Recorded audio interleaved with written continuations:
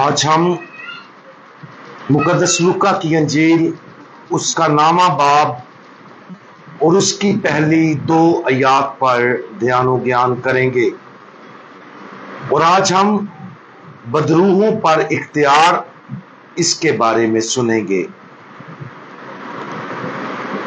तब उसने उन 12 को बुलाकर उन्हें सब बदरूहों पर और बीमारियों को दूर करने के लिए कुदरत और इख्तियार बख्शा और उन्हें भेजा ताकि खुदा की बादशाही की मुनादी करें और बीमारों को शिफा दें।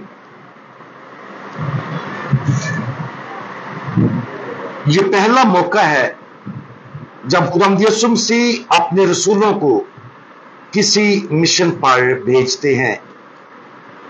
इस मिशन पर वो उन्हें उनके आखिरी मिशन के लिए तैयार कर रहे हैं, जो खुदावंद यीशु मसीह के मरने, जी उठने और आसमान पर जाने के बाद ईदे पेंतीकोस्त के वक्त आएगा।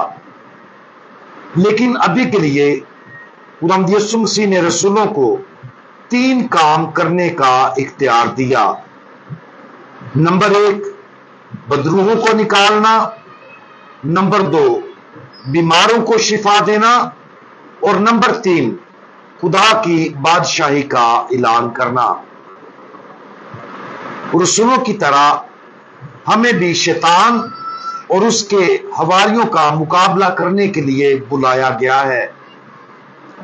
शैतान वो गिरे हुए फरिश्ते हैं जो अपनी फितरती ताकतों को बरकरार रखते हैं, और वो उन फितरी ताकतों को हमें धोखा देने, हम पर जुल्म करने और बाद सूरतों में यहां तक कि हम पर कब्जा करने की कोशिश करते हैं।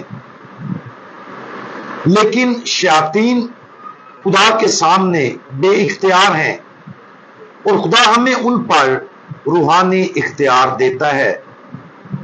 कलीसिया में कुछ ऐसे भी हैं जिन्हें बदरूहें निकालने की नेमत अता की गई है।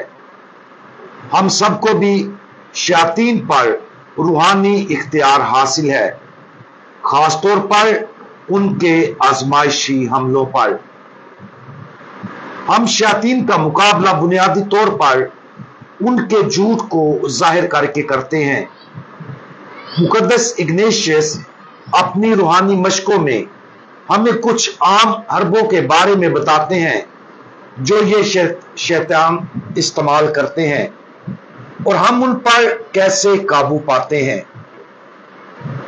मुकद्दस इग्नेशियस फरमाते हैं कि संगीन गुनाह की जिंदगी में दबे हुए लोगों के लिए शयातीन मुसलसल उनके जहन के सामने ये झूठ डालते हैं कि उनके गुनाह खुशगवार और सवाब बख्श हैं, ताकि वो उन्हीं गुनाहों के मुताबिक जिंदगी गुजारते रहें।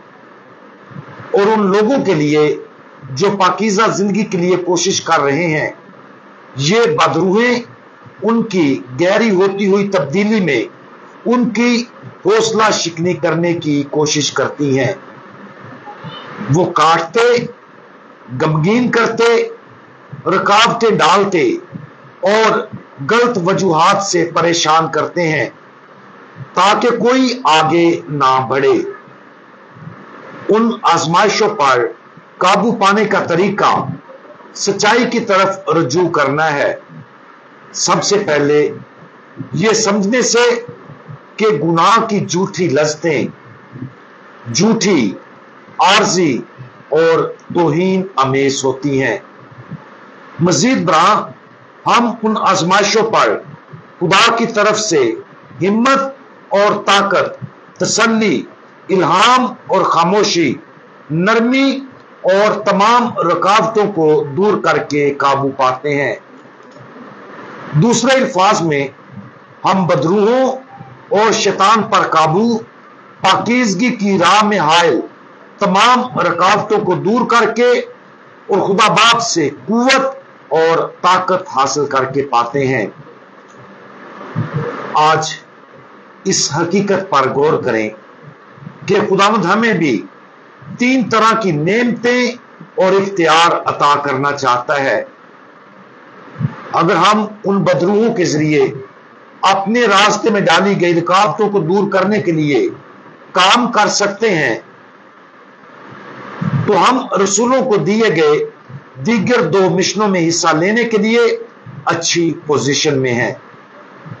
हम अपनी जिंदगी में ज़हनी, जज्बाती और रूहानी शिफायाबी का तजर्बा हासिल कर सकेंगे और हम खुदा की बादशाही को अपनी रूह के अंदर मजबूत और ताकतवर बनने की इजाजत दे सकेंगे। और फिर रसूलों की तरह खुदावंद हमें एक मिशन पर भेजेगा ताकि हम ये नेमतें जरूरतमंदों तक पहुंचाएं।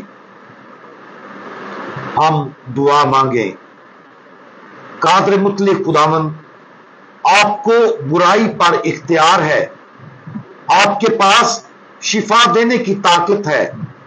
आप हमें अब्दी निजात के तमाम तोहफे पेश करते हैं।